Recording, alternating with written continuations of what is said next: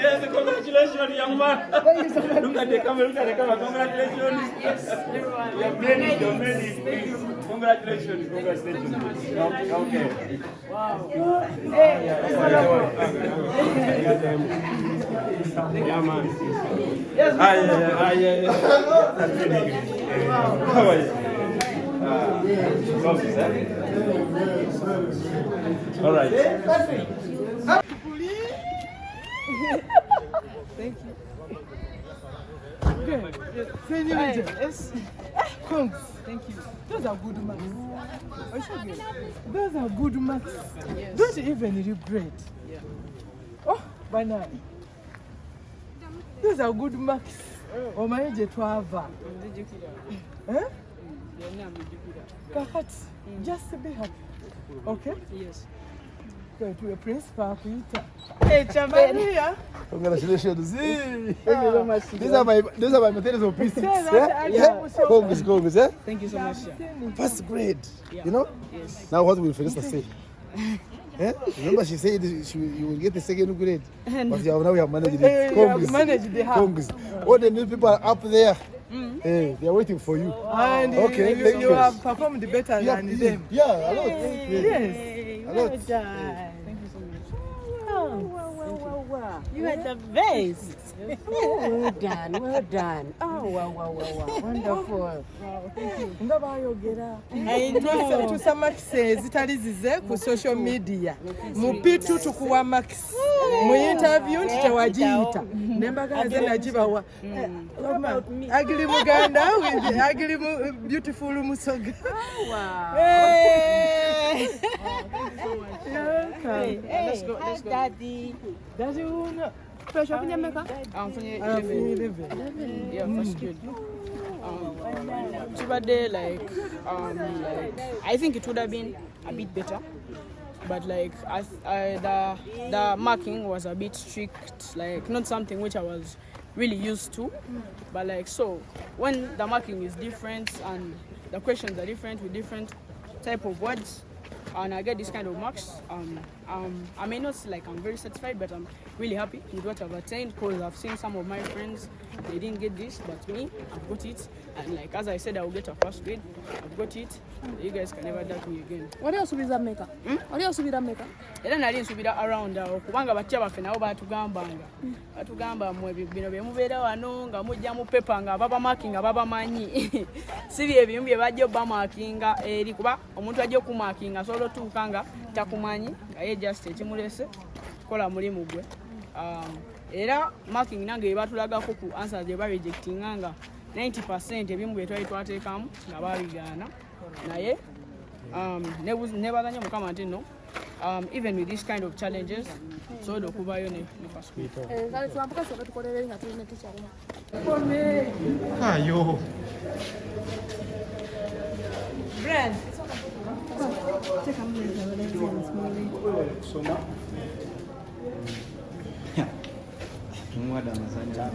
Chakabi tugende ero bed mistress nakula.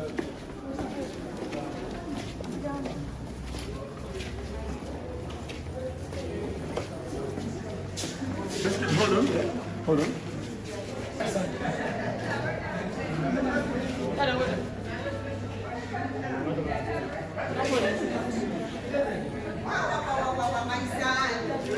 You should, yes.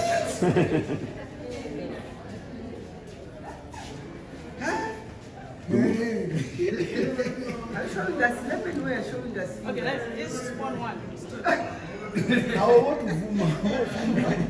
No, this is the finger, not the middle finger. It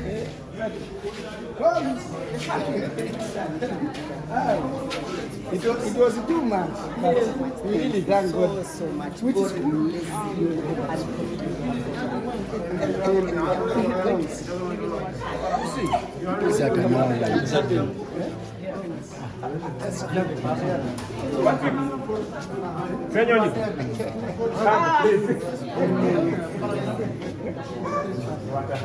bless you.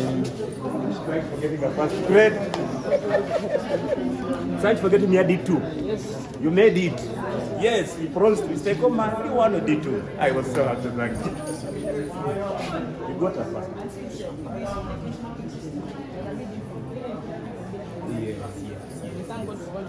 Exactly after. I was so impressed when I saw 2 first grade. I said, yeah. Yes. It's not easy to get a first grade. So what I said, yeah.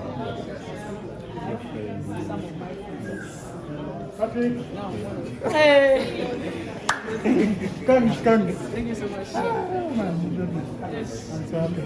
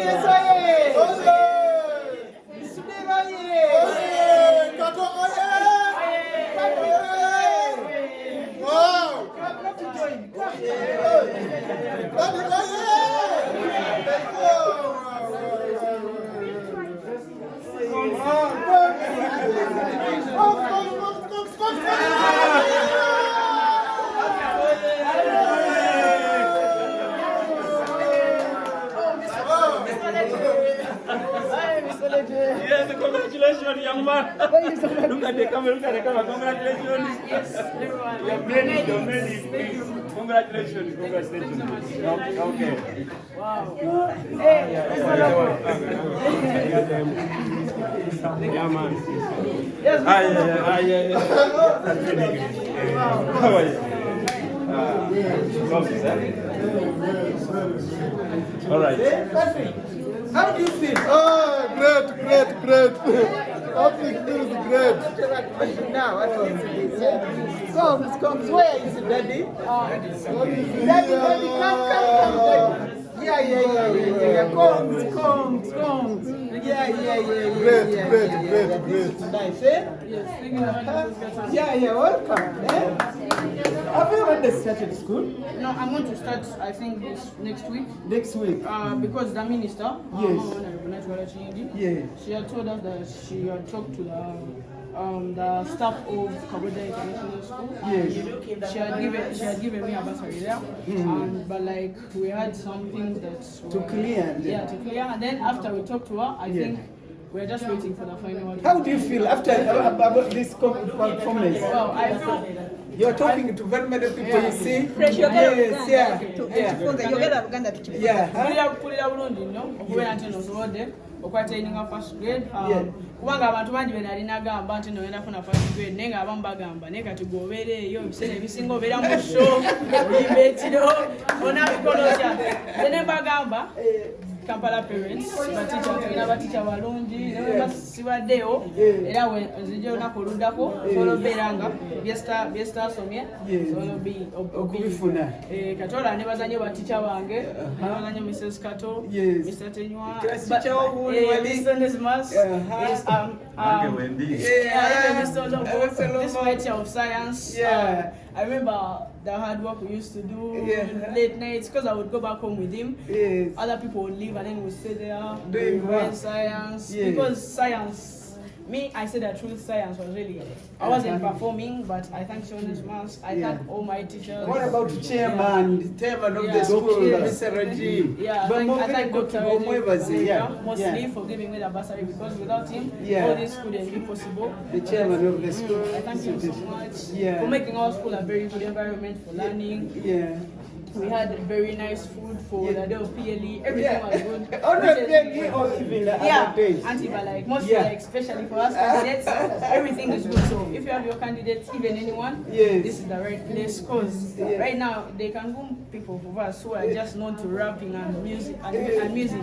Now, so you can also go to places when you see you perform well. Okay. Yeah. So we thank so much Dr. Rajiv and Dr. Sudio Valeria Mr. Rajiv, and the whole staff of Kampala. Okay, that's nice. Yeah. Okay, Congs, yeah. Congs. Mumubuuza abaddemu. Owulira otya oluvannyuma lw'okukola obulungi Kampala Kulira bulungi. Batunuulire bulungi. Kulira bulungi nnyo okubeera nti n'osobodde okukola bulungi. Ngerabamu we mwalimu nsuubira. Nebaza nnyo Katonda, nebaza nnyo Dr. Sudio Valeria, chairman eyampa basatuka n'essomero. Nebaza nnyo kubanga essomero lino nfunyemu bingi kuva mu 2019 Rwanda Manga nkujja era kati mundabyenga bigenda.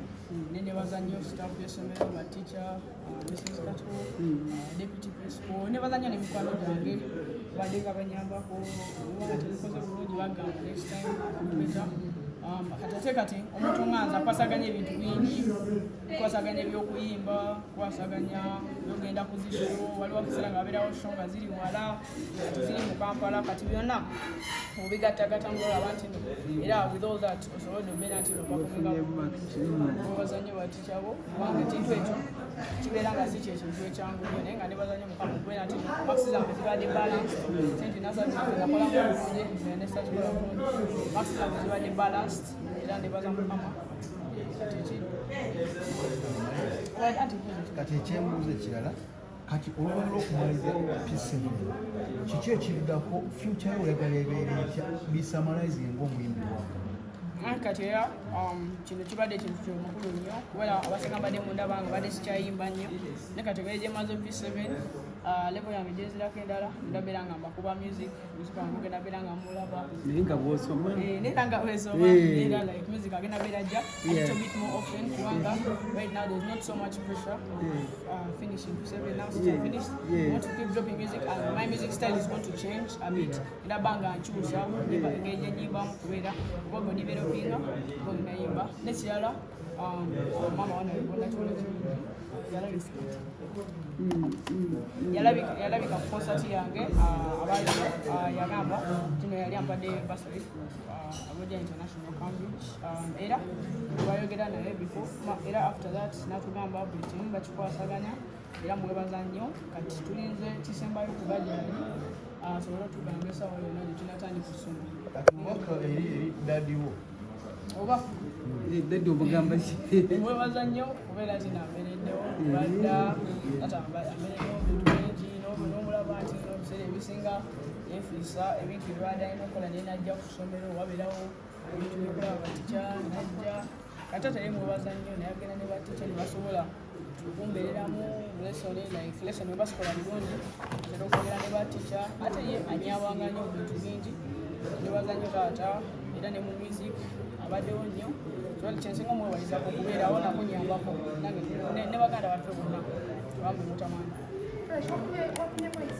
yafunye 11 points aggregates nze nga nze era nali nsuubira first grade nali siyinza kugamba nti nonsuubira kino kuba bino tebibaamu kusuubira era lwamala paper nali nkimanyi ngenda beeraawo around there naye nga naye nkimanyi mu mutima nti first grade yo nagifunye dda kyekisinga amakulu ekyo olina essomero lyewagizeeko byebogamba wano oli twali tusabye mukolidde nsuubira kugenda ku ssomero era nga wembadde ngambye mama wana alibwe nakiwala kirungi yatuwadde essomero naye nga tubadde tetunatandika waliwo ebintu byadde balina clearinga ngaakyayogerako ne ba staff members b'essomero eryo naye nga tumwebaza nnyo okubeera nti neyampa naye nga saawa yonna ajaba tumaliriza atandika essomero gwenga fresh subject yasinza okutawanyamu naki gye wasinza okukola obulungi nasinza okukola bulungi subject biri science ne english naye nga subject yasinza okutawanyamu yabadde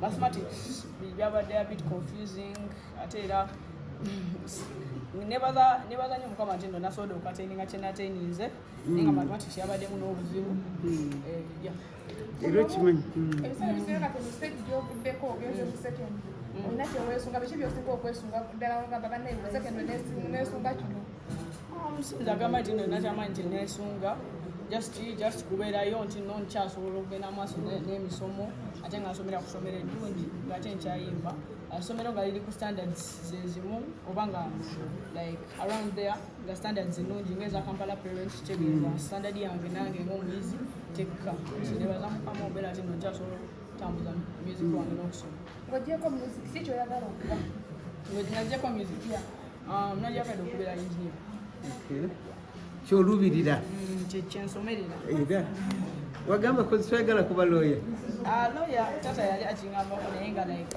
si kyekiyinza like omuntu wambuuza kikyoyagala obeera si kyekijjirawo mu bwongo naye nga okirowoozaako naye nakyo kibeera kirungi nokuba nange nina people I look up to nga ba lawyers naye ngaera mikwano gyange nga ba anko wange watwala nokusomero bigambo ki byosobola okugamba abasomesa abagobereddewo neyakuwa basali ebigambo besookoko kasooke ngambe batica kuba mupitu batica bange bonna bambereddewo ne ku zoom lessons bonna batica abasomeseza bebaza nnyo mwebale nnyo kubeerawo kulwange okunjigiriza ebintu bingi nange n'emikwano gyange making sure nti n'essomero lyaffe limirira ku standards ennungi kuba sinze nze kasomere obulungi baana bajja bakoze obulungi mikwano gyange abamu bensomye nabo kuba eri mupitu benna batya baffe batugulumize bulungi batyambe bazannyo olwekyo era ne bazannyo Dr. Sudiru Kaleria ne Dr. Rajiv Kaleria kumpa basabye kulina essomero ate era nga bakuma